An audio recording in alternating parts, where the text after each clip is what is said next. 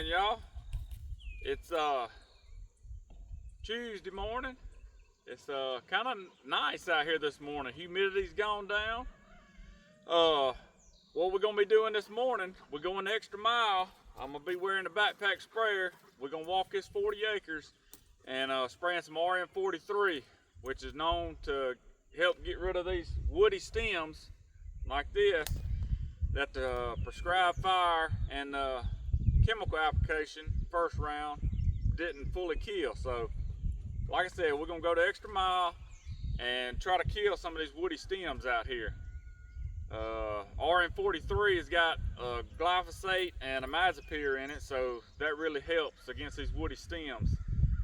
And sweet gums are notorious for coming back up, sprouting anywhere, so I'm gonna be keeping a good eye out for them as I walk along. So y'all stick with me. Longleafs are doing really good out here in the sandy soil.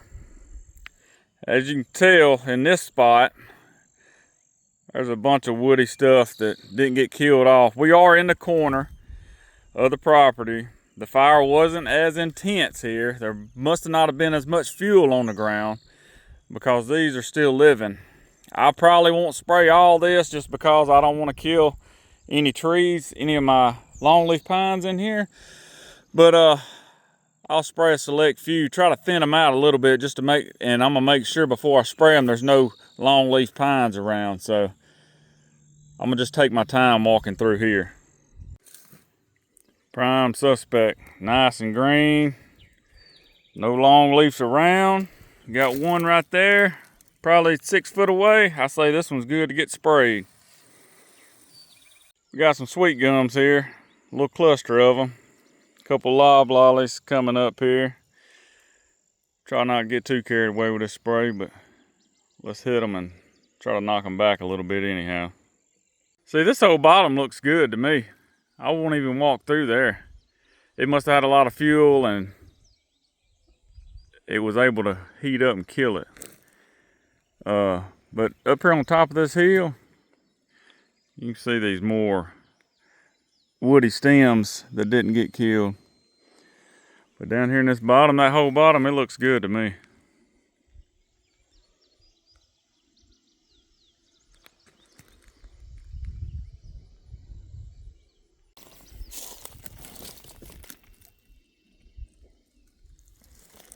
Trees look really good out here. I noticed these deer topping out these poke salad around here too. I never knew they eat it that much, but I guess when the soil's sandy, you ain't got no other choice but to eat the little green when it starts growing a little bit. They topped them out. Spray, spray, spray, spray, poke salad, spray, don't spray. Longleaf right there behind it. So that one's gonna stay. That's how I'm walking down through here, deciding on it. Tree, pine tree, I'd like to spray it, but I'm not because it's too close to the pine tree. No pine trees, you got one there. One there, I think I'm okay to spray this a little bit. It's right on side the road. I'm gonna leave that one, too close. Just mainly trying to thin it out, just so it ain't as much the fire has to kill next time it comes through. Oh, got a long leaf there, so not gonna spray that one. Keep walking.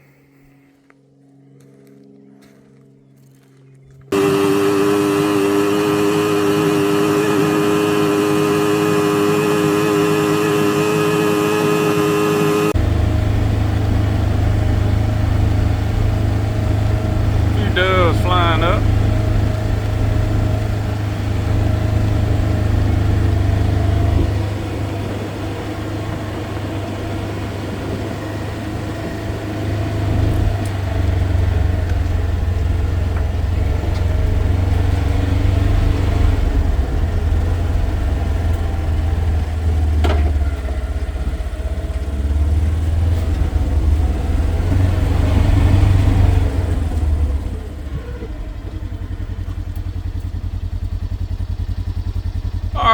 walk some more. I don't think it's gonna be too bad up in here.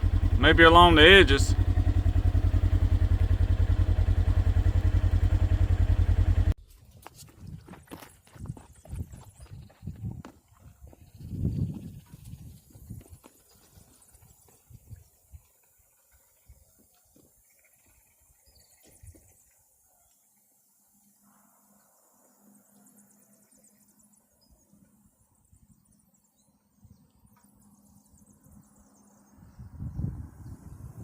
All right, y'all, I'm at the last stop. It's done got hot out here. I don't really see any woody stems down here that needs to be sprayed. All this looks really good to me. I mean, you got your occasional sweet gum sitting out here, but is it worth tromping all the way out there just to spray it and maybe kill a pine or two? Nah, so I'm gonna call this whole place good down here. It's the original timber here was more dense than it was across the clear cut up there on top of the hill, and you had way more woody stems and woody content up there as far as scrub oaks and sweet gums and stuff like that. But here the ground didn't see much sun, I guess, and it didn't grow much junk, if you would. But I'm gonna call that good on the backpack spraying on the clear cut today.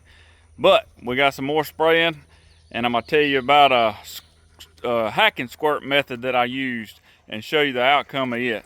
So y'all stay tuned, here we go. I've done a lot of research on it.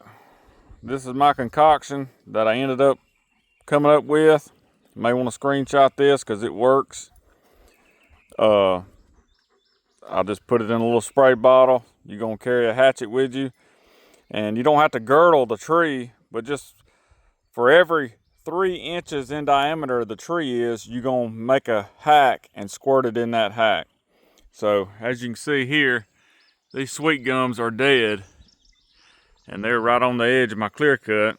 I got about 3 or 4 acres of hardwoods in here, and that way I killed these sweet gums. That big acre producing oak tree, its canopy can extend on out and don't have to compete with these junky sweet gums. I just walked through here last fall and sprayed these trees, and it worked really good. Every one of them that I girdled, or not girdled, but hack and squirt, they're dead now. I've noticed that I've missed 1 or 2. There's some sweet gums in there that I missed. This one here is dead. It's just got some poison ivy growing on it. And you can't hardly tell, but there's sweet gums throughout in there that's dead also. But that hack and squirt technique works very, very good. So I would recommend that to anyone trying to thin out sweet gums in general, because they're not good for anything around here that I know of. Here's some of the hack marks you can see. There's one. Here's another. Just small little hacks. There, here, a couple on that one. They're all going to the same root base, so probably didn't have to do that many, but that's just what they look like. In years to come, the canopy is open right here now. You see all these dead oaks that I killed? They all wasn't sweet gums. They are leaning, crooked, broke tops. I killed all of them right here. This big oak, the oak in the back, this one, all of them's gonna grow bigger and start producing more acorns and let them hit the ground. But I mean, that's just something you walk through and you think about as you're choosing which tree to hack and squirt. But on a random note here, I got kudzu coming up here. And I don't know if y'all knew this or not, but one thing I've learned is that this kudzu randomly starts popping up on your place, mainly beside the highway. And you know why? It's because of these trucks right here. When they come down, they just cut somewhere, and you still got kudzu vines on them trees. They drop seeds off when they go down the road, and next thing you know, you got kudzu growing on your place. folks, that's all I got for today. We're gonna end this video with a little weed spraying on the driveway.